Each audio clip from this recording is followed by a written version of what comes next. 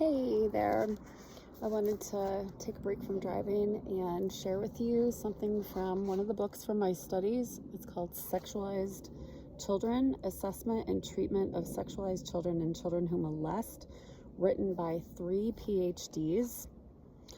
You will not notice any books like this in Barnes & Noble about pedophilia or incest or molestation.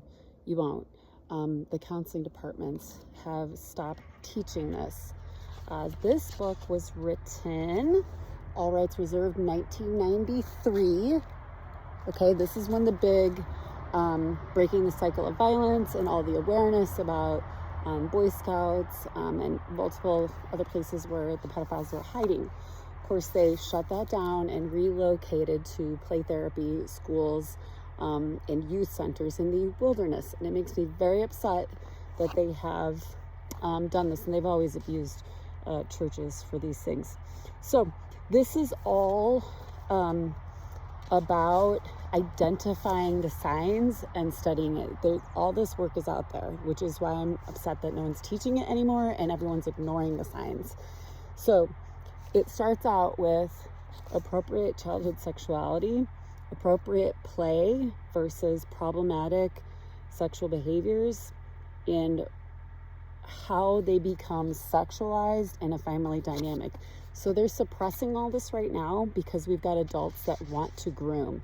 So we've stopped talking about what grooming behavior is because they're doing it in schools and play therapy, and they're trying to get your children alone.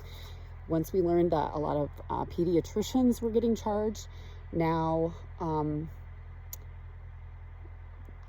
parents were in the room all the time, or continue to be.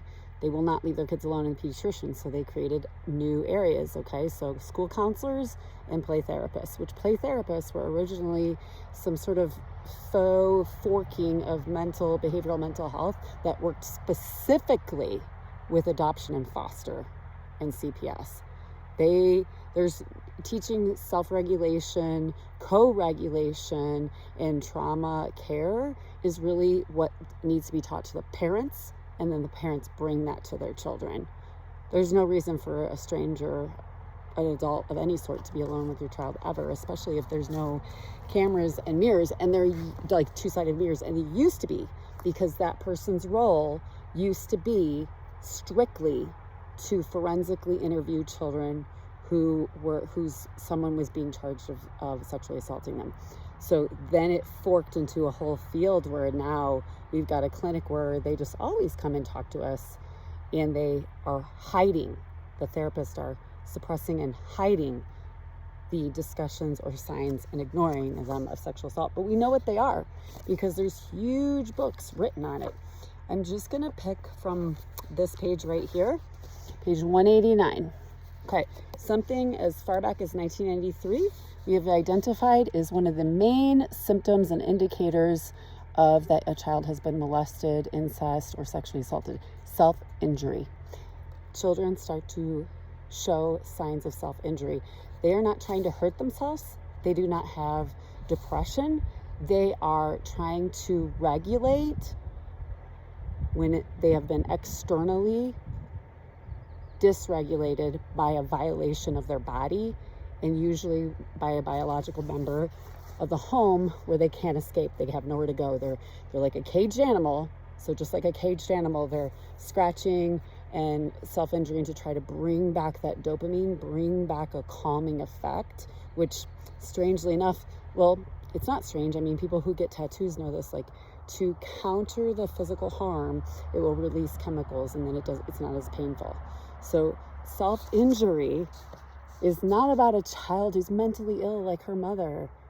It's a child who potentially, and this immediately references other books inside where this person got their information. So there is stacked, just like they stack the court cases, like based on case law, based on one bad decision justifies another bad decision, well, these actually have studied signs of child sexual assault and actually learned from each other, which created more expansive studies which had more knowledge, and then more expansive sharing of that knowledge, and like comparing how broad this pattern really is, like how widespread it is, but how succinctly we can identify it. Mutilators were significantly more likely to have experienced losses during childhood through placements outside of the family and through divorce. So separation from a safe parent, or even a dangerous parent, like just separation from your biological parents, can cause self-harm. So the fact that they are separating children from their safe parents, that alone causes self-injury behaviors, because of the level of stress that is and the level of harm being done. Okay, trauma is the after effect. It's the ongoing harm. Children may be less likely to self-report discomfort if feelings of depersonalization or derealization.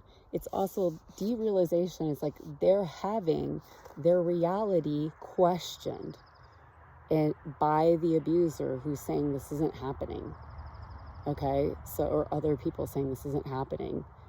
Your safe parent is the dangerous one, even though, and what we're doing, I'm the one protecting you, even though they're the one harming them. So there's all these different assessments too that can be done to identify this. And I just wanted to share that one little part. And we've got group therapies, right? So then there's different things that were suggested. And what do those people do? The pedophiles raised their hand and said, oh, we'll do the group therapy out in the wilderness, so that they could abuse the children more and re-victimize them. I'll pull from one tomorrow that talks about dissociation and how the brain immediately just, it's kind of like you forget the pain of childbirth as soon as you've given birth. You're like, that wasn't so bad. As soon as the children have been violated, they dissociate during it, and they forget the pain or that even the incident, because it's too dysregulating for them to remember it and survive and get up and go to school. Okay. But the vomiting, the sickness to the stomach, things like this, like there's subtle signs, because this stuff is happening in the home. And then you see these behaviors amongst children or stepchildren when the children are left with the molesters. It's been studied